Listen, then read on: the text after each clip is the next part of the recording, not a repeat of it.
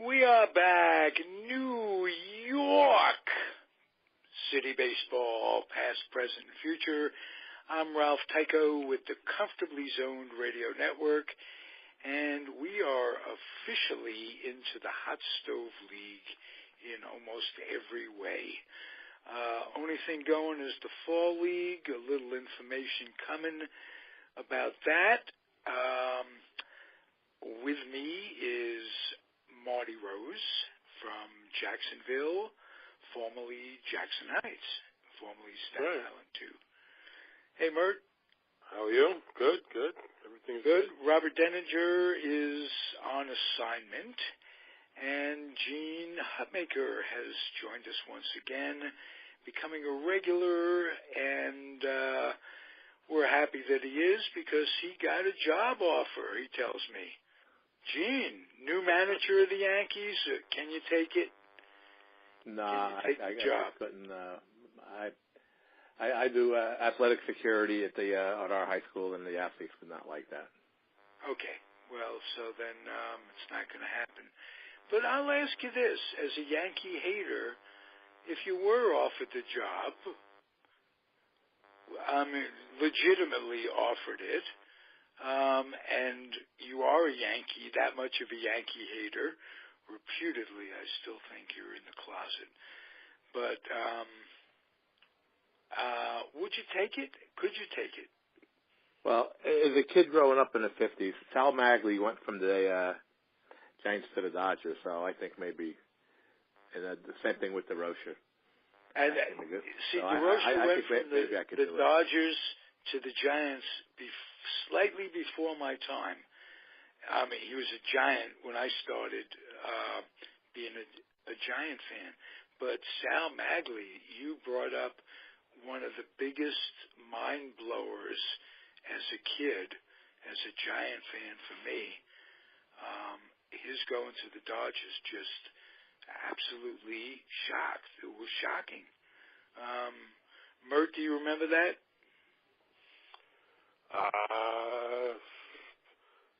Barely. That's way back there, Ralph. We were little, man.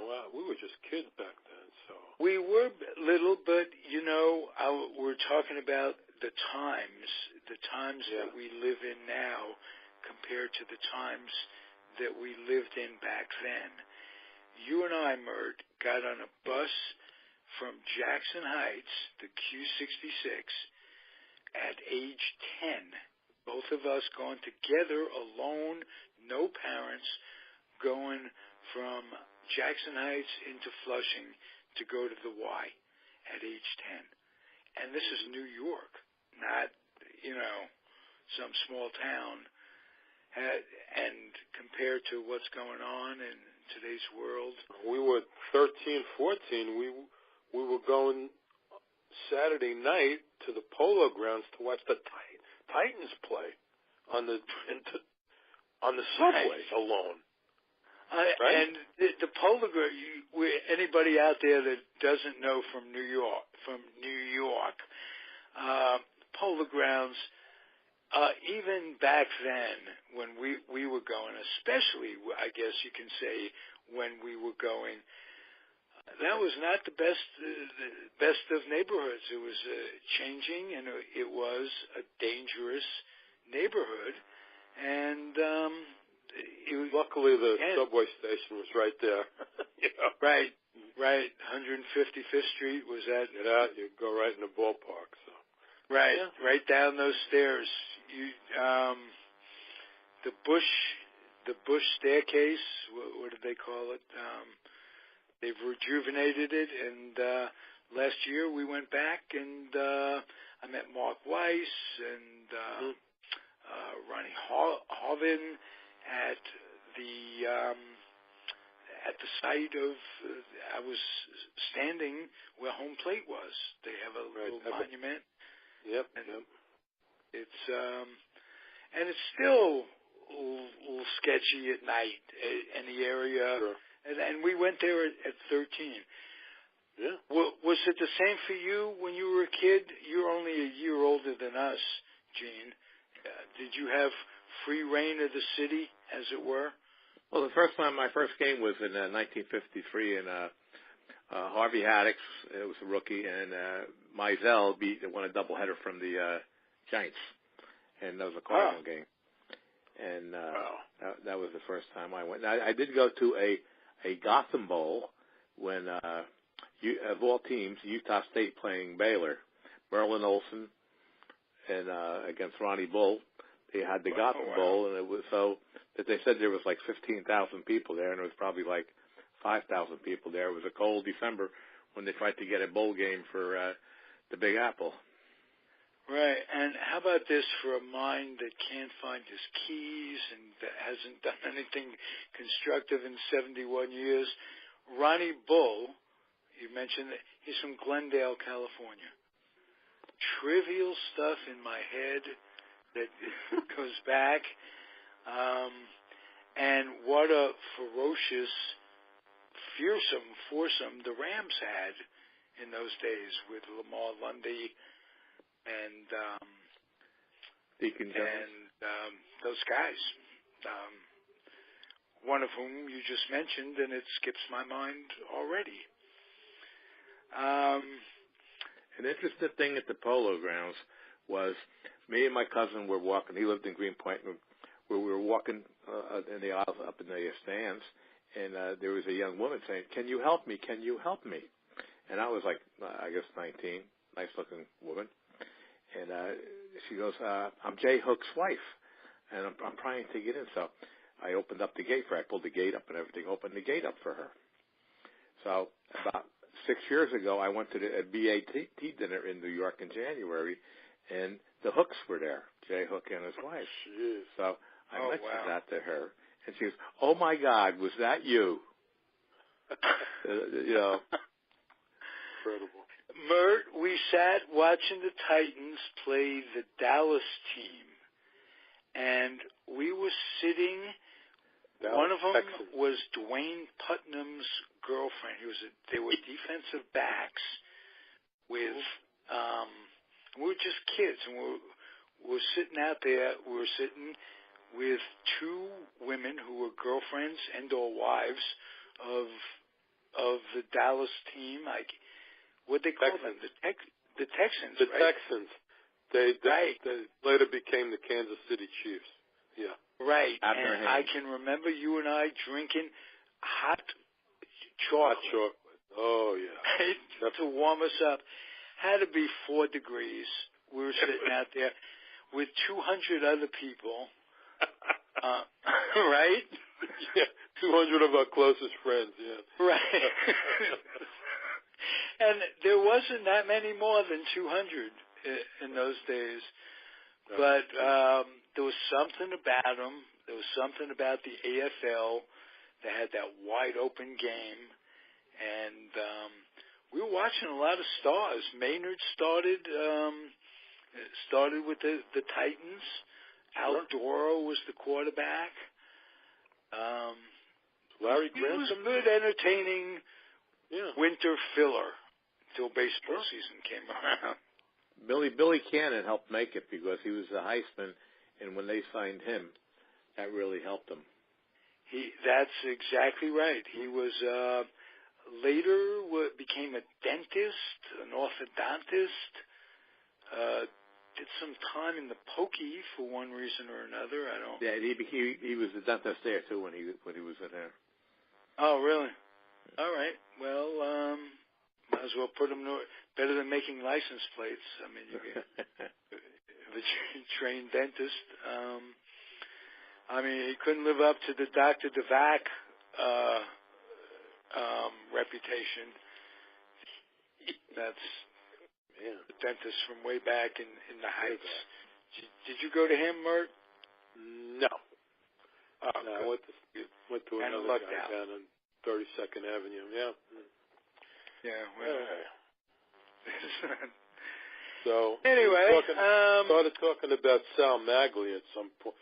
We got off the track there a little bit, but I remember the player, but I can't remember those times that much. Really gets by me. Bagley was really old. For some reason, I guess there, it's just the the baseball cards are all ingrained in my head, and the times and what have you, and the times when you were either a Giant fan, a Yankee fan, or a Dodger fan. Now, Gene, you became a Cardinal fan. Was it when Rashi got traded to the Cardinals? No, that was rather a sad time because the Cardinals got rid of Slaughter for me. And my first year they had Slaughter when I was following, and then they got Rashi. And he got caught in the squabble with Weiss for more money. And he had Bob Grimm waiting so he could get rid of Rashi and teach the other guys a lesson, see what happens if you get a squawk for more money. Now, when I went to school in Belleville, which is about 10 miles from New York City, I would say that the fans were 40% Yankee, 20 Giant, 20 Dodger, and 20 were other teams. A large portion were the Cardinals because the Cardinals were coming off the one of the top teams of the 1940s. So, but that was the basic makeup of the kids in school that I was with. And your mom had family that was associated with the Cardinals. You had some sort of family ties. No. My mother was Polish, and she was always rooting for Musial, and she always referred to them. What does Dosh do today? What does Dosh do? And she did grow up with Hank Borowy.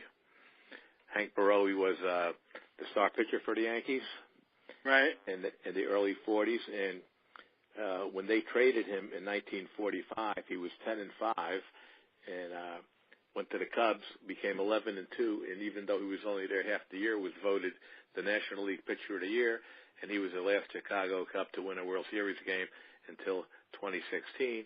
And once they traded my mom's neighbor, she stopped being a Yankee fan. Gotcha. So it's amazing how. And Mert, your dad was a Dodger fan, your mom a Giant fan? No. He was a Giant. He was a Giants fan, my father. Okay. And yeah, he was actually born in Manhattan. So he was a Giants fan, and my mom was from Brooklyn. So she was basically a Dodger fan. Yeah.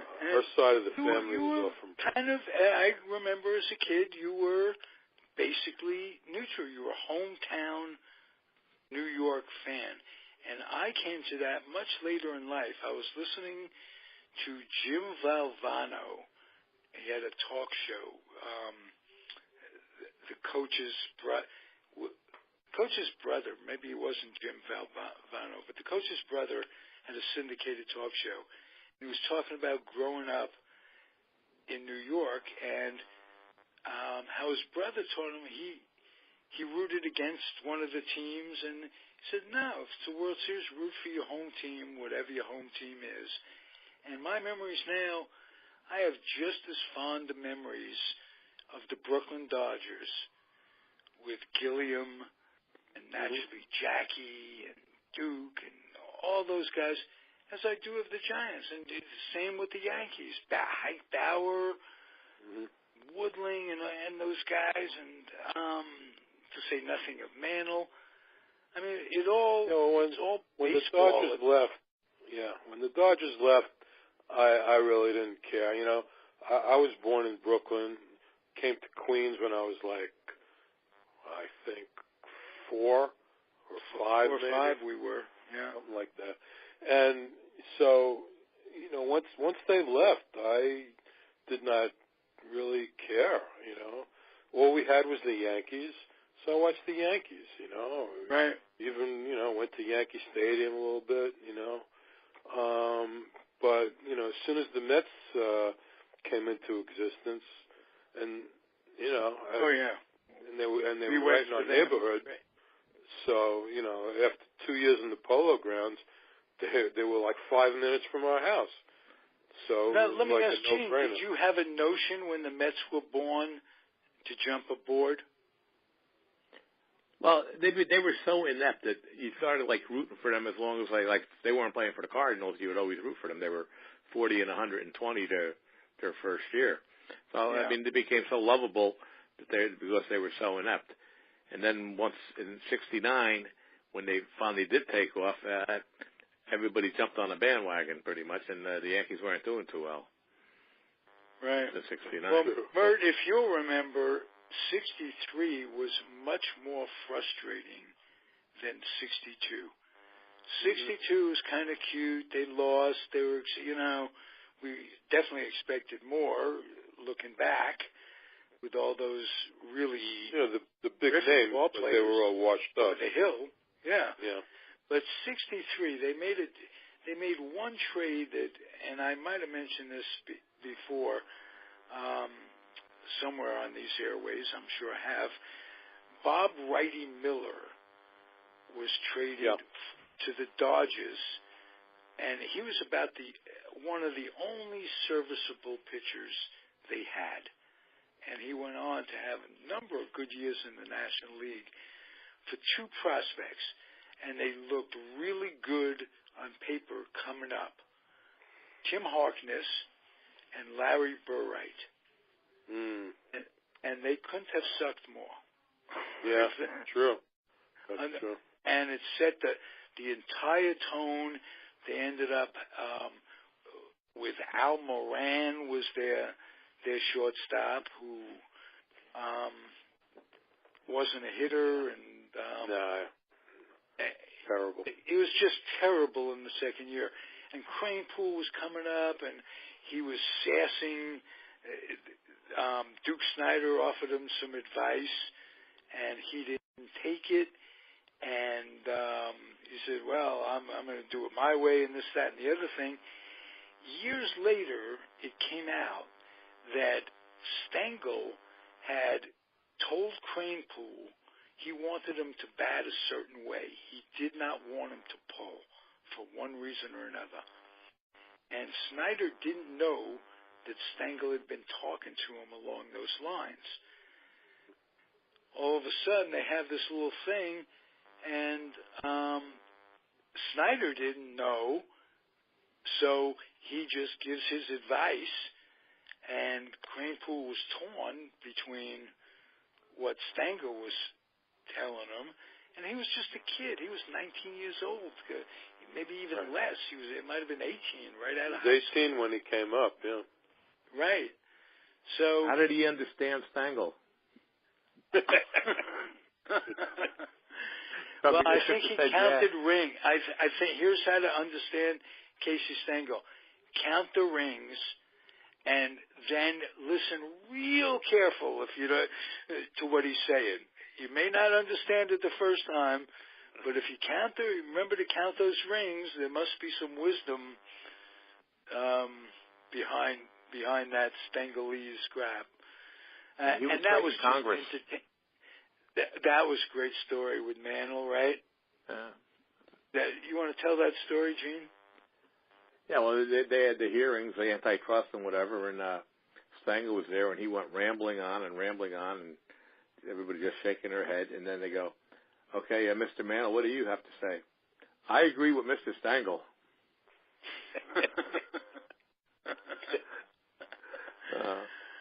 But he knew how to draw the fans, though. He knew how to keep the press on his side, is what. But, going back to what we're doing, radio, Mert must remember, and you too, Gene, when Howard Cosell and big Ralph, number 13 Branca, would do the pre- and post-game shows.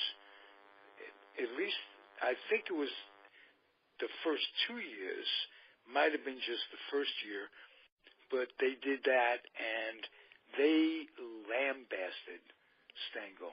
They were just, they'd have Jackie Robinson on talking about, they didn't want to lose. And neither did we as fans, but we soon got sucked into it where it was kind of cute. I guess that's the best way of putting it. Yep. Anyway, let's talk a little hot stove league. We talked off the air a little bit. There's nothing really happening with the Yankees. No, but the Mets pretty much filled out their coaching staff. All right. Except for the assistant hitting coach, they pretty much got all the bases covered. Okay, tell us who the coaches are, Mert. Okay. Well, the last name that was mentioned was the one guy that you said you knew from years ago, Gary DiSarcina. Gary DiSarcina was a regular shortstop with the Angels in the mid to late 80s. I got to know him way back when I was the Topps rep, and I signed him to his original contract with Topps. Well, if he remembers you, maybe he'll come on. If he remembers me, he won't come on. But if he doesn't remember me, we have a good shot at getting him. Were you the one that made arrangements to toss all the 1952 cars into the Atlantic Ocean? That I wasn't that guy because I was too young, but it was Cy Berger, who had a warehouse in. He was the head of Topps, and it was their first years doing it, and they didn't have very much storage space, and they had a bunch of cards left over. The different sets weren't bought, and he takes the cards, puts them on a barge, and sends them out into the Hudson River or wherever they dumped. I don't think they dump garbage anymore. They're not that blatant that way. Maybe they still do. But that basically created the shortage. If all those cards were still around, I mean, a Mantle rookie card goes for much more than a Mays rookie card, and that's conjecture. Well, Mays was in the lower set, so there was more of his available. Where Mantle was in the high series number 6, that got dumped into the with Eddie Matthews as the last card in that set. That's why there's more valuable. So that explains it. Yeah. Well, that set the tone for cards having a worth. When we were kids, we'd flip them away. God, I lost so many cards. Spent so much money on cards.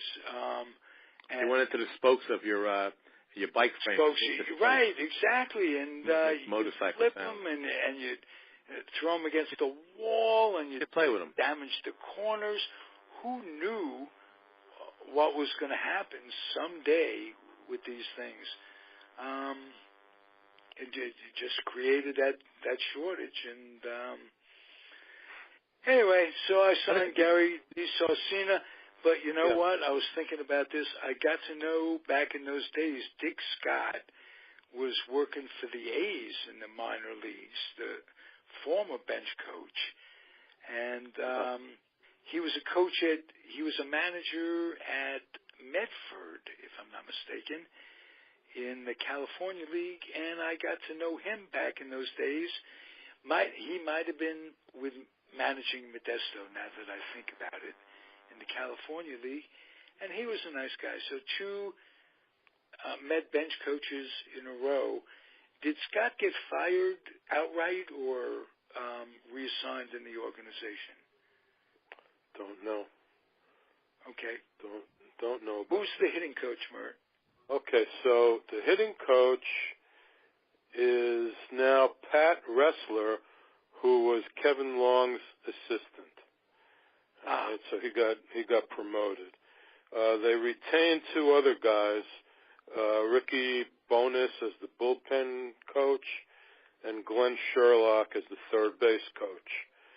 Now the pitching coach is interesting because Dave Island is the pitching coach who pitched for the Royals, I guess, but he was a teammate of Callaway. They played together in Tampa Bay. So they know each other. And outside of that, Ruben Amaro Jr. is the first base running and outfield coach. And he had he came from the Red Sox as well. So that's good to know that. It. What a name, Ruben Amaro, the Amaro family. One of his brothers was the general manager of Philadelphia for a while. Yeah, well, this is the guy, Robert Amaro Jr. Oh, this is the guy who was the general manager of the Phillies. I believe so. Now he's down. Now he's down to first base, running an outfield coach. So well, I'll tell you, you, me, and Gene Hutmaker, you couldn't be the Yankee manager. We take those jobs. Tomorrow, what a great job that is. Yep. But a job of little responsibility. Exactly. A job that you get by being one of the good old boys. I'm sure that Alderson made a trade with Amaro that he's laughing at right now as we speak.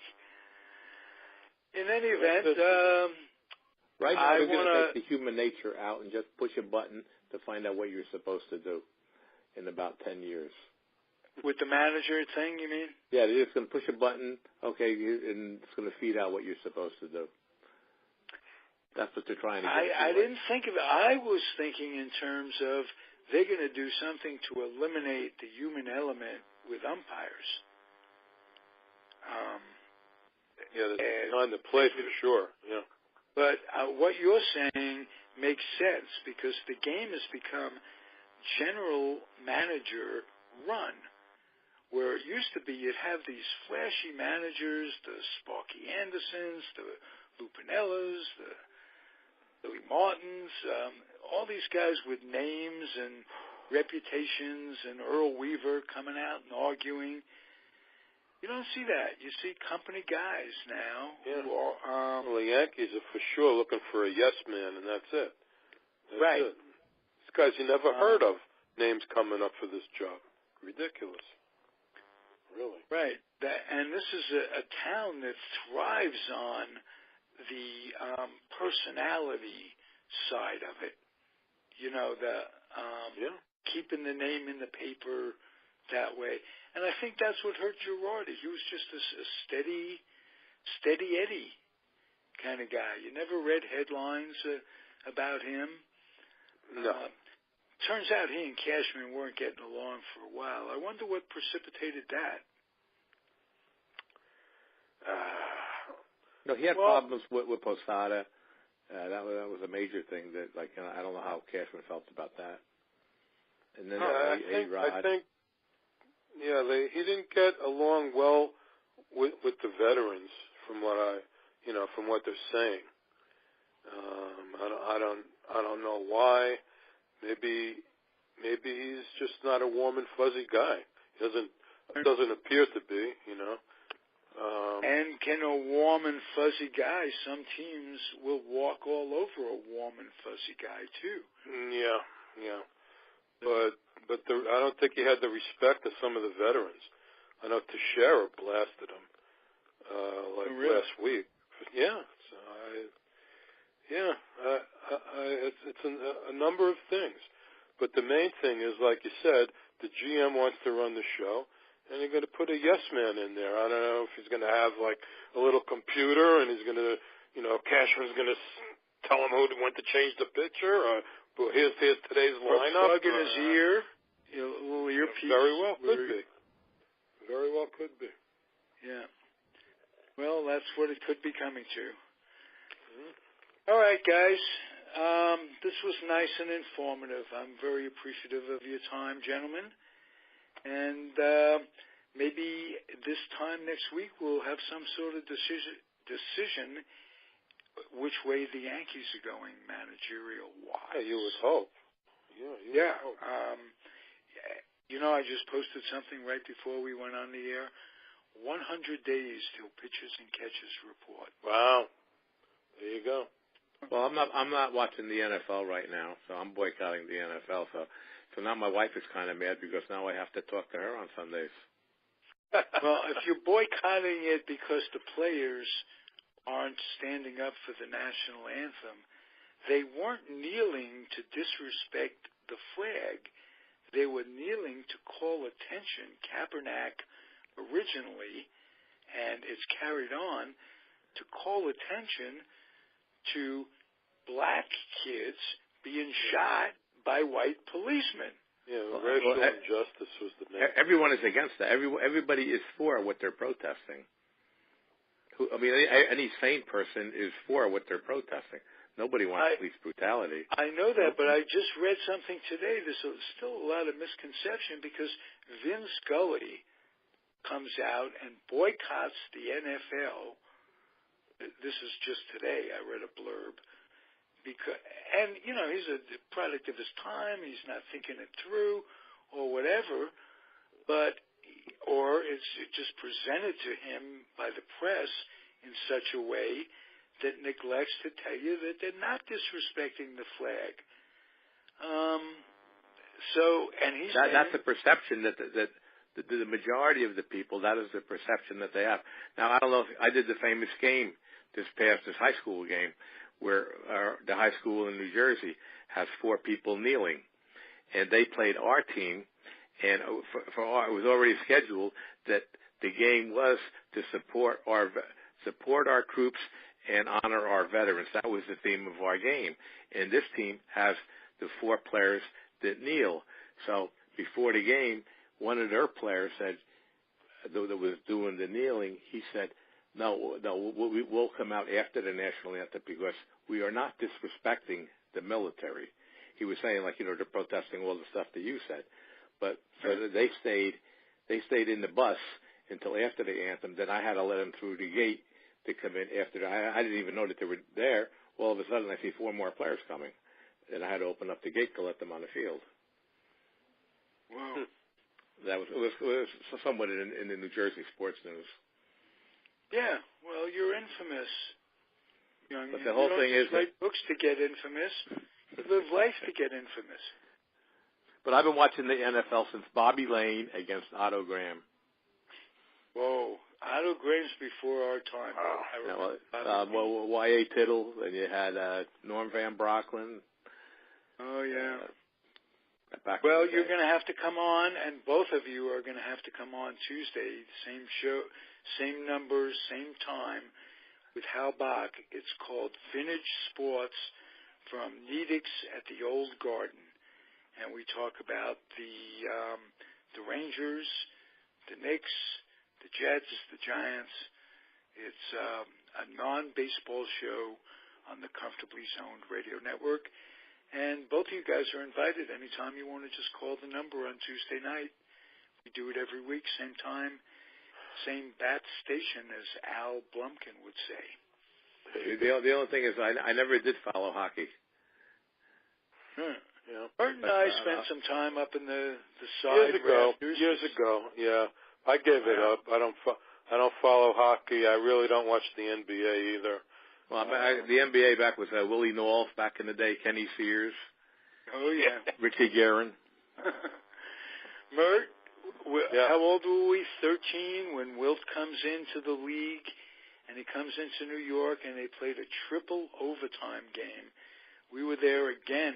We were talking going out at night. Triple overtime. I remember that game. Yeah. Willie Nall's got the last rebound or something? Green. Wow. That was great. That was great stuff. All right, guys. Thanks for the memories, as they say. We'll be back next week, same bat station. Okay. Adios, everybody. Okay. Good night. Thank you, Gene. Thank you, Marty. Okay. Be well. Bye.